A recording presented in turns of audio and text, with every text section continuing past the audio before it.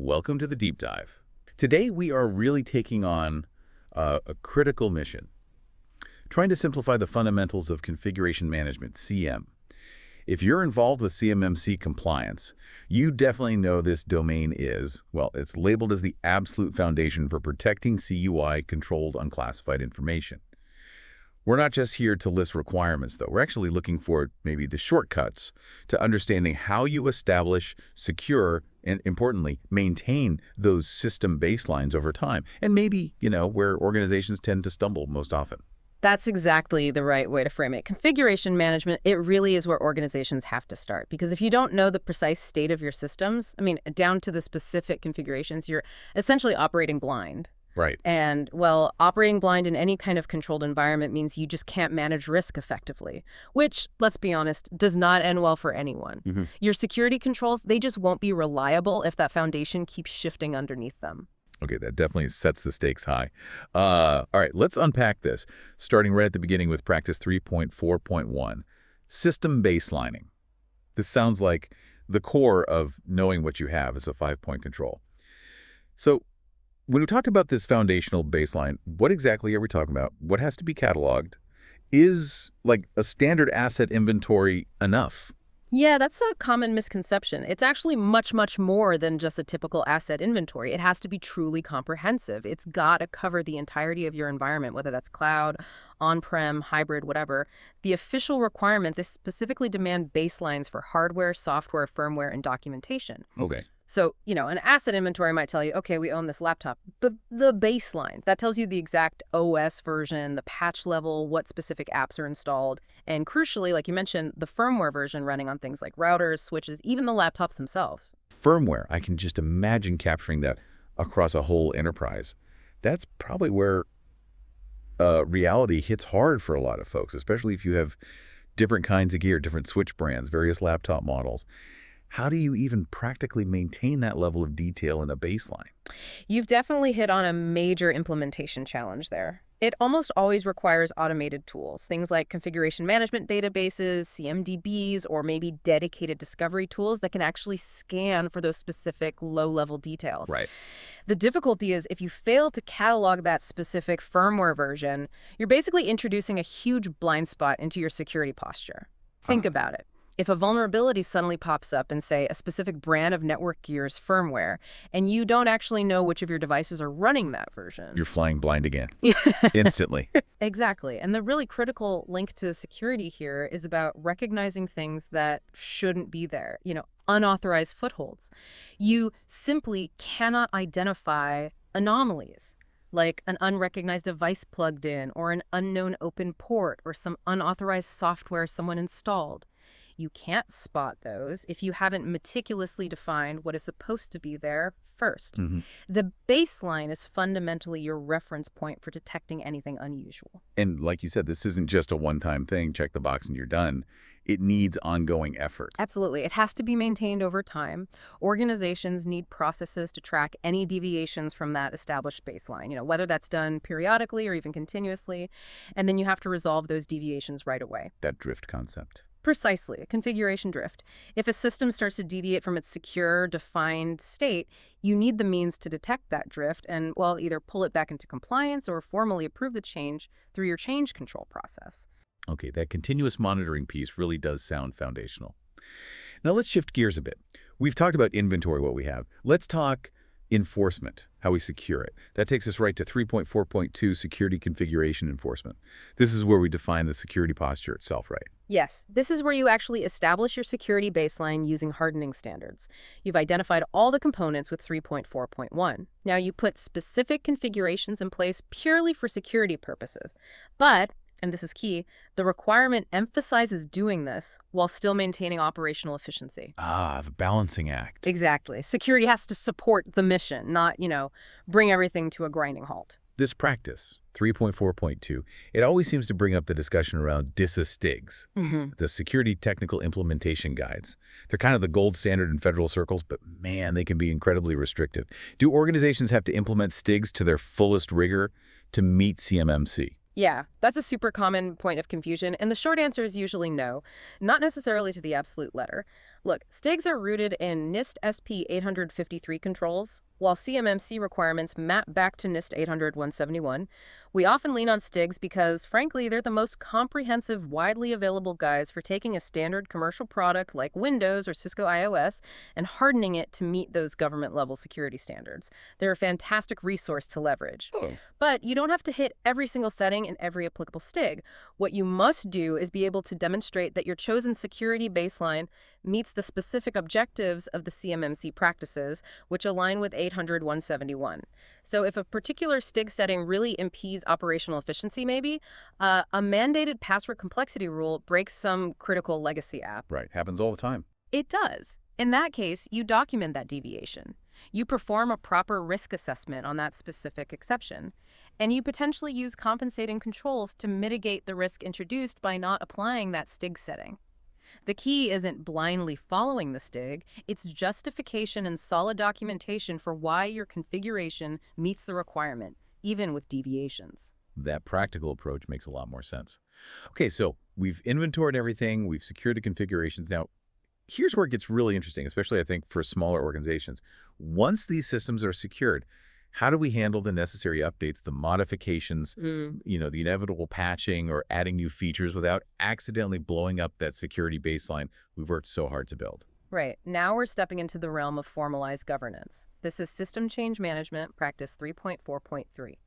And this requires a pretty rigorous process. You need to formally track changes, review them, approve or disapprove them, and critically log all those changes happening to organizational systems. Okay, the logging part. It sounds simple, but I keep hearing that this is an area where assessors frequently find issues. Why is just logging the change so tough to get right? It often comes down to organizations confusing just doing the change with properly recording it. If you look at Objective D of 3.4.3, it explicitly requires changes to be logged. The failure usually happens when that log is either insufficient or maybe just plain non-existent. Gotcha. The log needs more than just, hey, a change happened. It needs to capture when it happened, who actually implemented it, which approval document authorized it in the first place. And crucially, what the security impact analysis said before the change was made. If that record is missing or incomplete, an assessor basically sees it as a loss of visibility into your baseline.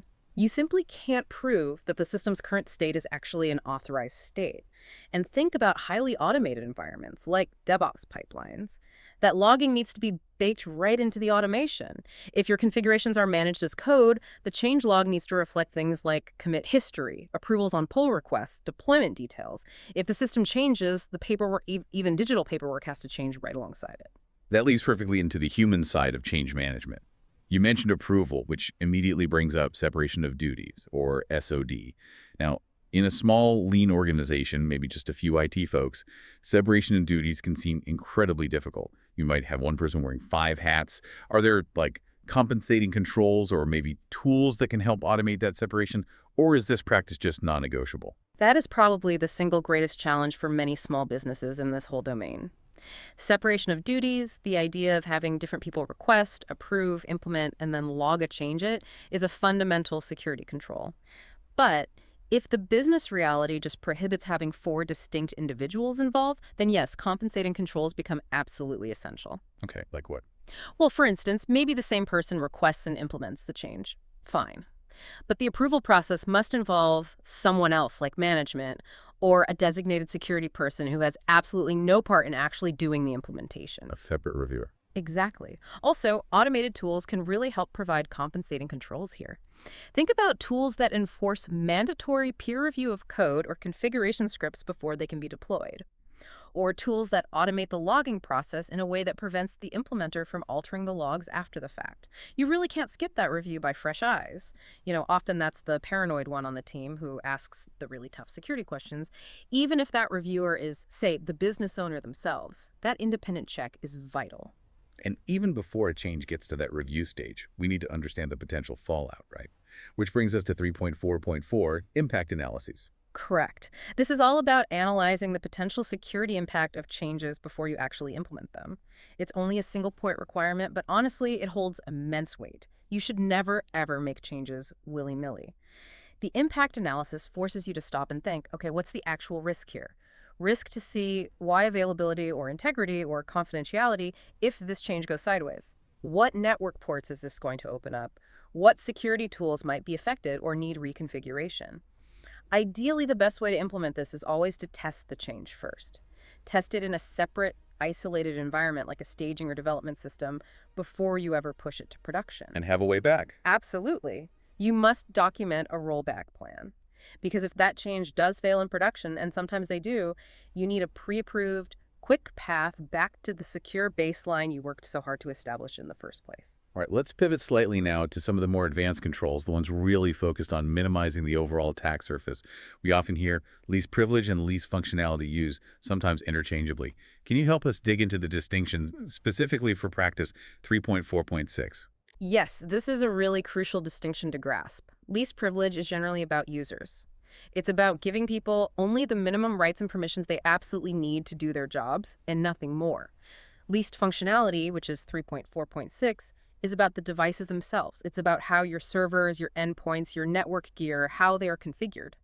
Okay, so what does employ the principle of least functionality actually require you to do in practice? It means defining and enabling only the capabilities, the functions, the services on a system that are absolutely essential for its purpose, and then actively disabling everything else. The whole goal is shrinking that attack surface. Okay. Think about, say, a default installation of a major operating system, like Windows Server. It often comes loaded with tons of features, programs, open ports, network protocols, background services, many enabled by default, but maybe not actually required for what your organization needs that server to do.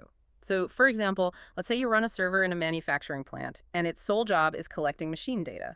Why on earth would you leave services like, say, FTP or Telnet running on it? Right. No need. Exactly.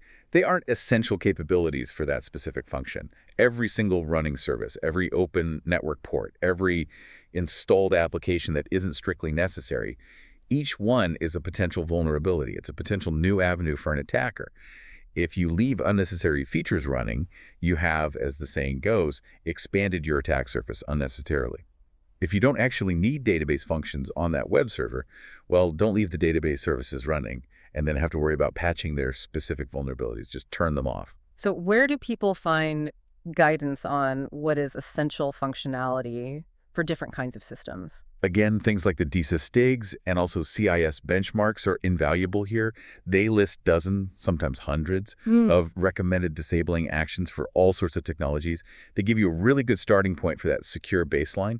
However, and this is important, if you find you must enable a specific program or port or protocol or service for some special use case, maybe you have a proprietary legacy scanner that needs a very specific odd port open. Those exceptions absolutely have to be documented. You need to record the specific use case, the security justification for allowing it, and maybe even its expected lifespan. I've personally seen organizations get dinged on assessments, not because they were running something unnecessary per se, but because they were running a needed exception that was completely undocumented, no justification, no record. That's a really sharp point about documenting those exceptions. Okay, that brings us naturally to controlling software execution itself. How do we manage what applications can actually run on these secured systems? That's practice 3.4.8, application execution policy, right? Exactly. This is where we get into the concepts of application whitelisting or blacklisting. Blacklisting, basically allowing everything except known bad software, tends to be easier to implement initially, but it's much less secure overall. New threats pop up constantly. Whitelisting, on the other hand, where you only allow known pre-approved applications to run and block everything else by default, is significantly more secure. Attackers simply can't run unexpected or malicious code easily, but historically it's involved major administrative overhead. Is whitelisting still seen as financially or technically too hard for smaller shops? Or have modern tools, maybe cloud-based tools, made it more accessible now? Is it becoming the standard approach? It is definitely becoming much more accessible, thankfully. Tools built into operating systems like Windows App Locker or features within modern endpoint detection and response (EDR) solutions often integrate pretty robust whitelisting management capabilities. Now, it still requires careful administrative work, no doubt. You have to build and then maintain that approved application list. But the security benefit, especially when you're protecting sensitive CUI, usually outweighs that administrative cost these days. Regardless of which method you choose, Though whitelist or blacklist, the policy itself has to be clearly documented, and it must be consistently enforced across all the systems where it applies. Gotcha. And then finally, let's quickly touch on what can be an administrative nightmare. Users trying to install their own software. Ah, yes. Practice 3.4.9, user-installed software. And honestly, this often comes down to poor implementation of least privilege, which we talked about earlier. This practice is precisely why giving regular users local administrator privileges on their workstations is so highly discouraged. Because they can just bypass the rules? Exactly. If your policy clearly states users cannot install software, but they still retain those local admin rights, well, they can often find ways to bypass that policy and potentially introduce malicious or just unauthorized software onto what's supposed to be a secure environment. The requirements here are pretty straightforward. You need to control who has the ability to install software. You need to define a policy that explains how you manage software installation, usually involving a centralized IT or security team handling requests. And importantly, you absolutely must monitor for compliance with this policy. Monitoring ensures that even if someone does manage to install something unauthorized, you detect it quickly and can take action to return that system to its approved secure baseline. Okay, wow. We've covered a lot of ground in configuration management. So stepping back, what does this all really mean for an organization that's working on CMMC? If you had to summarize the key takeaway from mastering this, frankly, massive domain. I'd say configuration management is truly, truly the foundational key. It's not an exaggeration. If you don't get CM right, if you don't succeed here, then pretty much every subsequent CMMC domain, think access control, incident response, media protection, they're all essentially built on sand. The foundation isn't solid. Right. And the practices within CM, they're very interconnected. They really complement each other beautifully when implemented correctly. For example, you can't realistically enforce least functionality 3.4.6 if you don't have a clear, accurate baseline 3.4.1 to start with. Makes sense. And you certainly can't maintain either of those without rigorous change management 3.4.3 in place. So the necessary steps for success boiled down.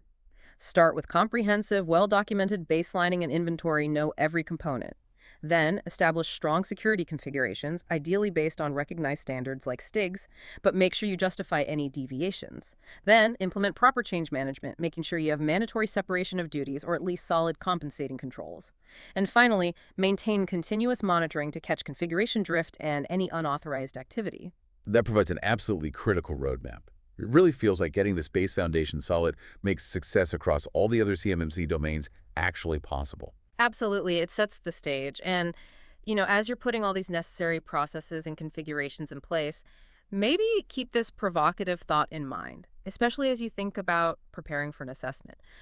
The assessor's job, fundamentally, is just to determine if what you've actually implemented meets the requirements of each practice. Now, getting your documentation right, having the policies written down, that's critical, yes.